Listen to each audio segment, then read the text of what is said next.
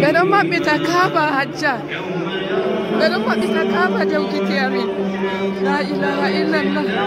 Ɓe maɓɓiti Kaaba. Ɓe maɓɓiti Kaaba. Allahu akbar.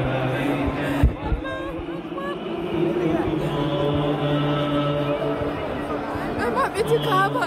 La ilaha illallah. Ɓe maɓɓiti Kaaba.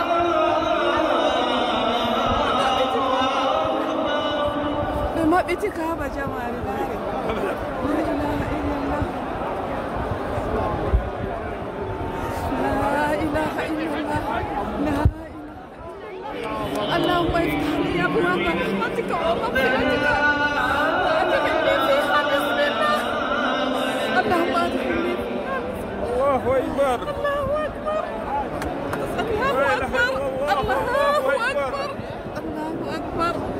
اللهم أنت السلام ومنك السلام فحينا ربنا بالسلام وأدخلنا الجنة دار السلام. تبارك يا ذا الجلال والإكرام. اللهم افتح لي أبواب رحمتك ومغفرتك وأدخلني فيها. بسم الله والحمد لله ولا إله إلا الله. له الملك وله الحمد ولا كل شيء قدير. اللهم أنت اللهم افتح لي. اللهم افتح لي أبواب رحمتك ومغفرتك. اللهم إنك عفو تحب العفو فاعف عنا. اللهم إنك عفو تحب العفو فاعف عنا. اللهم إنك عفو تحب العفو فاعف عنا. اللهم افتح لي أبواب رحمتك ومغفرتك وأدخلني فيها بسم الله. لا إله إلا الله. لا إله إلا الله. لا إله إلا الله.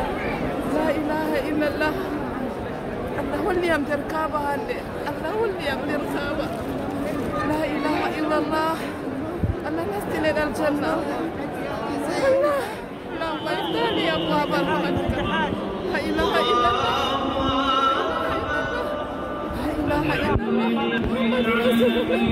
Ema bitikaba jotta min do dari lara dermai.